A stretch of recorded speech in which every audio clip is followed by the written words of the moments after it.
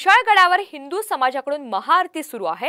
विशाळगड अतिक्रमण मुक्त व्हावा अशी मागणी त्यांच्याकडून करण्यात येते। खबरदारी म्हणून पोलिसांचा तगडा बंदोबस्त तैनात करण्यात आलेला आहे आणि विशाळगड अतिक्रमणावरून आता कोर्टात याचिका सुद्धा दाखल करण्यात आली आहे। जलद गतीने सुनावणी व्हावी अशी कार्यकर्त्यांची मागणी आहे। दरम्यान या संदर्भातला आढावा घेतलेला आहे आमचे प्रतिनिधी रणजित माजगावकर यांनी।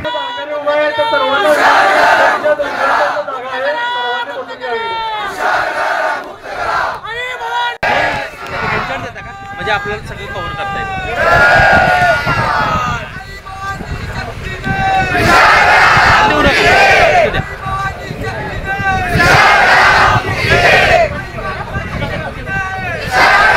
पाठीमागे जर तुम्ही बघितलं तर हजारोंच्या संख्येने इथं शिवभक्त या ठिकाणी सकाळी 5 वाजल्यापासूनच पोहोचलेले आहेत।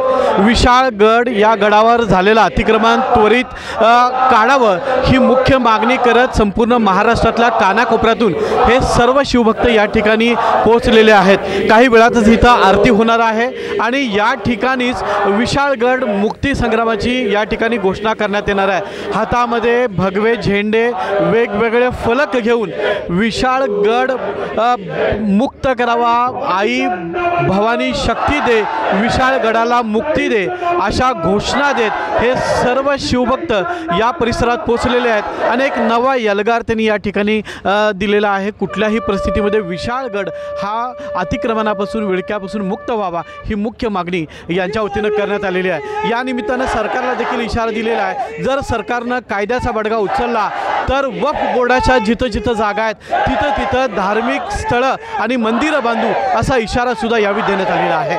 रणजित माजगावकर, साम टीव्ही।